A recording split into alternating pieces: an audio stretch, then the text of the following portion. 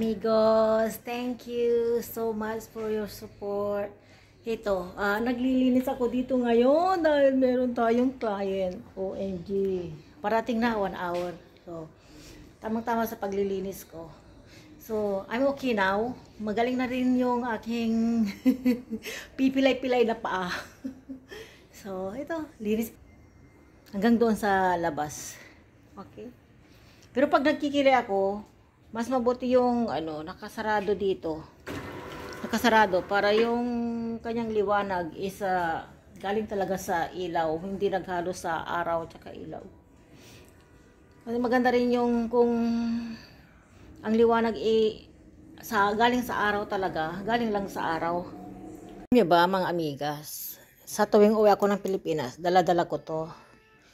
Ilalagay ko lahat yung mga kailangan ko dyan, pero iiwanan ko yung iba. So, ito yung mga binili ko last year something. Hindi ko rin sila nagagamit. Ayan, oh. Ayan. So, mayroon tayong mas dito na maganda. Siyempre. At nandito yung mga ating gamit.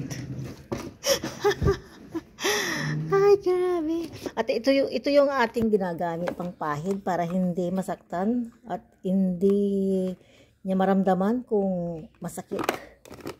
Siyempre, karayom yun, Nandiyan yung mga glasses ko. Yan.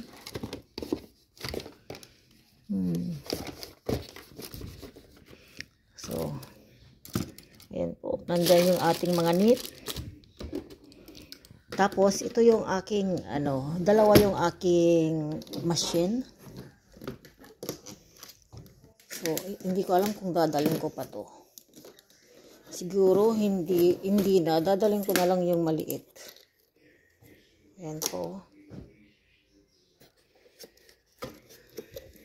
Hindi ko pa ito nagagamit. Naka-plastic pa, oh. Kasi kaya bumili ako ng dalawa para meron akong pang reserba. Ayan po, yung kanyang Oh. Diba mga amigas, amigos? Maganda siya.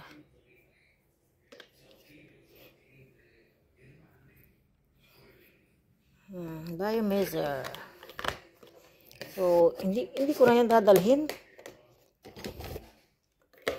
Ito yung kanyang paa. So, ayan po. Hindi na natin yan dadalhin kasi mabigat yan. So, ayan po. Yung malit lang yung aking dadalhin. Ay! Yung maliit.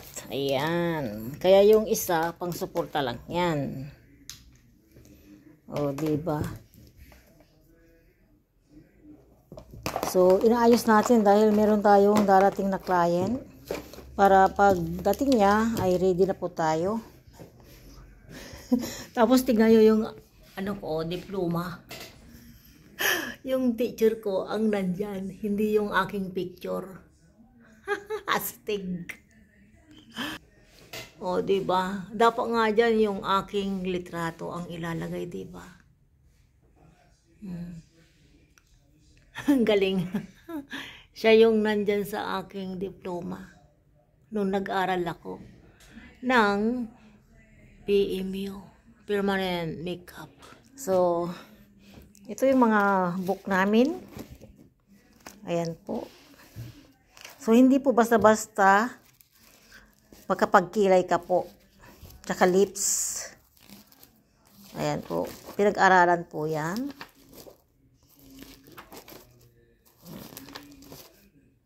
So, ayan po. Ayan. Talagang may kahaba yan. Hindi basta-basta yan, yung dulo ng mata. Tapos, yan. Hanggang doon sa tainga yan. Tainga. Kaya hindi mawawala yung guhit from dito sa ilong. Ayan po, di ba? Kaya dito, ilong. Tapos doon sa mata. Tapos hanggang doon sa taas ng tainga. Ayan po. So, ayan po. Talagang pinag-aralan ko po to. Dahil dito sa Israel ay maganda. Ganon din sa lips. So, ayan. Ipapakita ko po yung mga pigment. Meron din tayong higaan. Ayan. Tinakpan ko nga lang ng ano. Ayan o. Oh. Kung gugustuhin kong magmasahe, meron din. Ayan o. Pero hindi. Madali akong mapagod pag nagmasahe ako. Ayoko. Mawawala yung aking energy. So, tinakpan ko na lang yung ano. So, buti na lang, yung kapatid ko, nagpadala sa akin ng brown. Ayan po. Dark walnut. Ayan po. Tapos, ito yung mixer sa pigment. Ayan po. Ito yung pang-ugas pag natapos na yung kilay. Tapos, ito yung mga pula. Pang-lips yan. Pang-lips. Ayan po. Maliliit na pula. So, ito yung ginagamit sa kung gaano kalapad o kahaba yung ating kilay.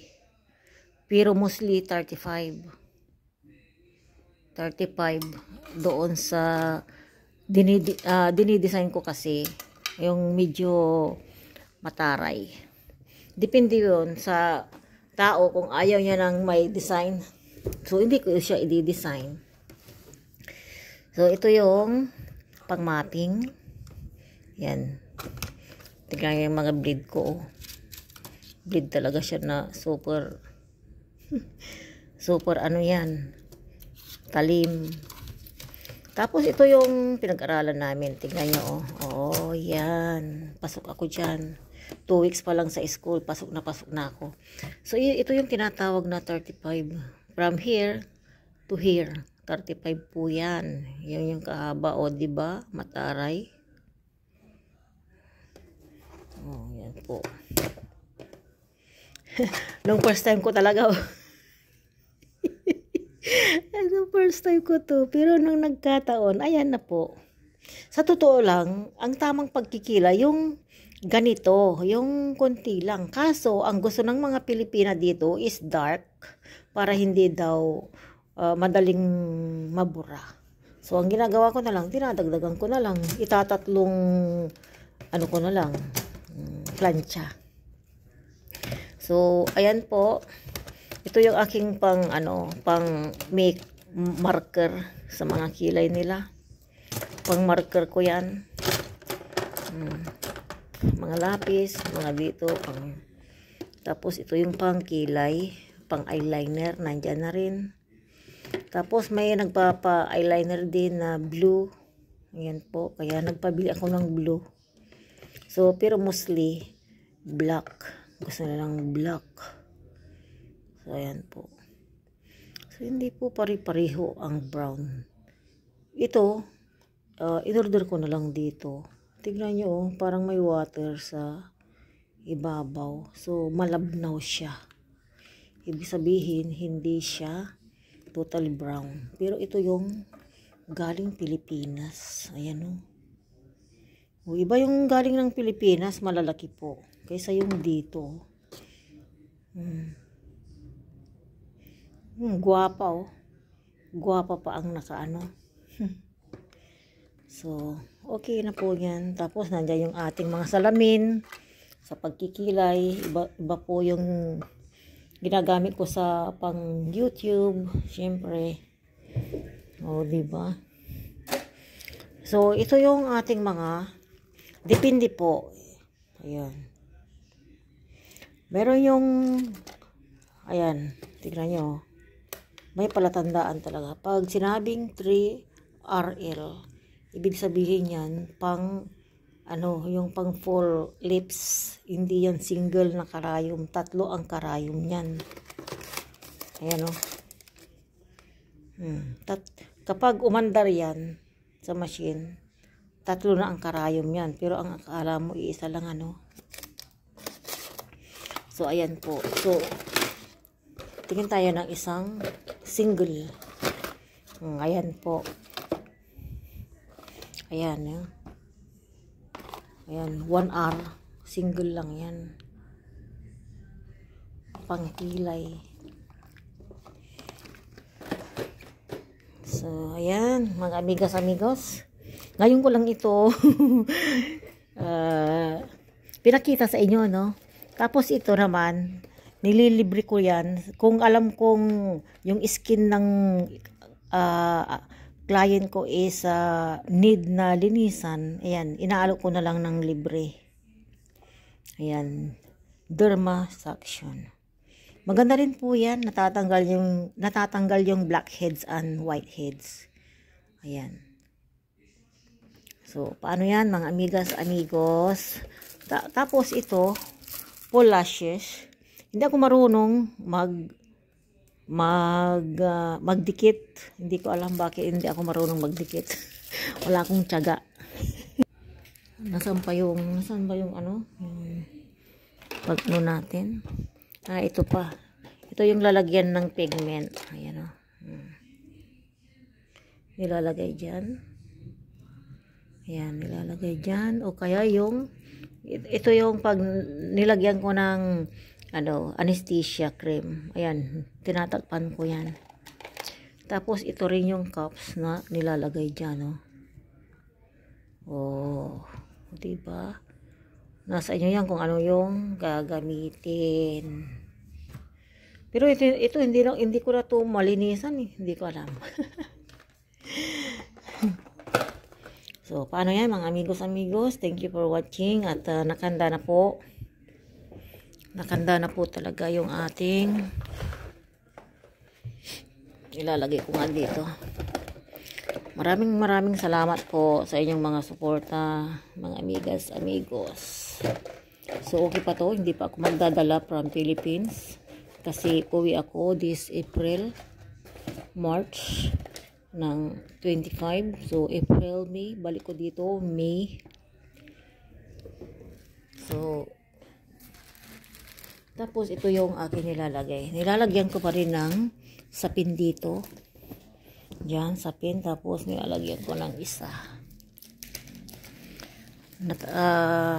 Yung aking tripod na mataas, ayun, nasira.